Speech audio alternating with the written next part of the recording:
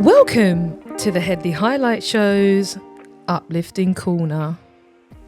Before I start, I'd like to thank all of the new subscribers who have subscribed to my YouTube channel. I now have, can you believe it, 948 subscribers. I'm trying to get to 1,000. So please do like and share and press the bell where it says subscribe, and then whenever I upload a new video, you'll be notified immediately. Please also visit my website, which is denisehedley.com, where you can buy me wings, chips and a Miranda, or you can get me rice, peas, chicken, oxtail and coleslaw washed down by a fruit punch as well as a donation if you want to, or you can also join my live show, which is every single Friday on X, called the Headley Highlight Show, where the Uplifting Corner is a feature. So with no further ado, this week's Uplifting Corner. My show often covers matters that deserve serious discussion. But in life, we need light as well as darkness. And I normally give you an uplifting item. Today's item is significantly different. This week is the 113th anniversary of the sinking of the Titanic, and I would like to tell the human story behind one of the legends connected to the Titanic. It is a truth that is both deeply sad but also very inspiring. The tragic sinking of the Titanic after it hit an iceberg on its maiden voyage in April 1912 is well known and documented. It is also reasonably well known that after the ship hit the iceberg, the orchestra continued to play as long as possible while chaos reigned around them. Today, I will tell you more about these brave men, and in doing so, I hope we honour them. They were not a formal orchestra, but a grouping of a trio ensemble and a quintet ensemble totaling 8 musicians. They had been recruited by an agency on behalf of the White Star Line, who owned the Titanic, that's the company. There was a pianist, William Bravery, 3 celloists, Percy Taylor, John Woodward and Roger Briscox, 2 violinists, Jock Hume and Georges Crinas, and a bassist, John Clark. The leader was Wallace Hartley, who also played the violin.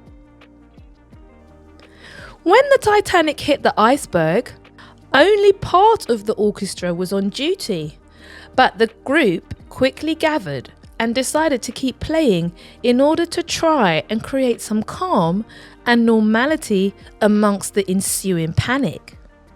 They played waltzes, hymns, ragtime tunes, and they were still playing when it was clear the ship was going to sink.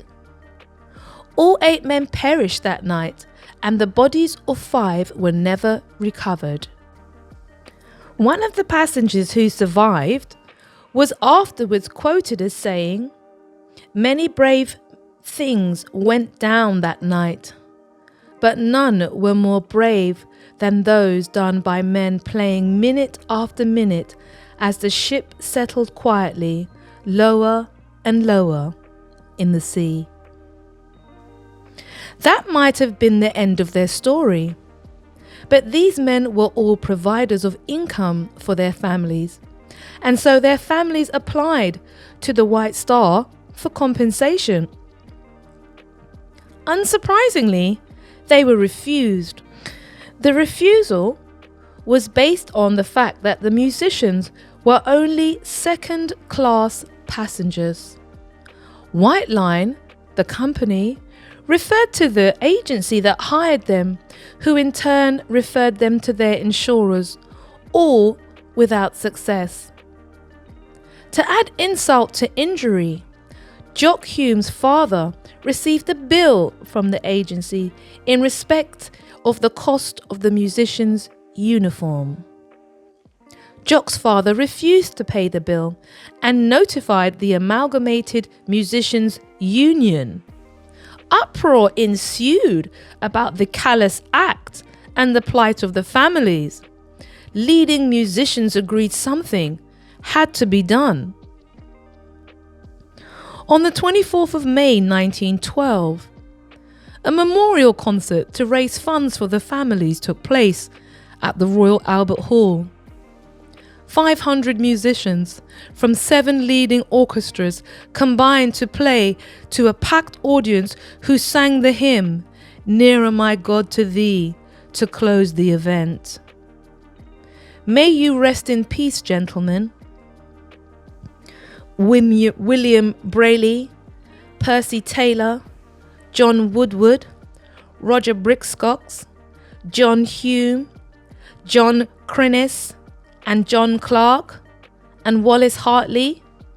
May you rest in peace, gentlemen, and may your bravery be long remembered, along with your humanity, in the face of dire circumstances. I do hope you enjoyed this week's Uplifting Corner and you felt inspired by the bravery, humanity, and kindness of others in the face of dire circumstances. And as we remember these gentlemen and their peaceful act of providing calm in the face of adversity, let's hope that we can look to do that for ourselves and for those that are around us. So sometimes when the situations get really difficult and things are all going bad, let's remember to be humane, to be kind, and to be loving and caring towards each other. I hope you have a pleasant and peaceful Easter. And if you're on half term with your children and your family, you enjoy the Easter break. Take time to kiss, hug, give, and receive. And I will see you next week on the Uplifting Corner. Don't forget to make a donation at deniseheadley.com, and also you can subscribe to my YouTube channel, which is the same name. Look after yourselves and everyone around you. And cut!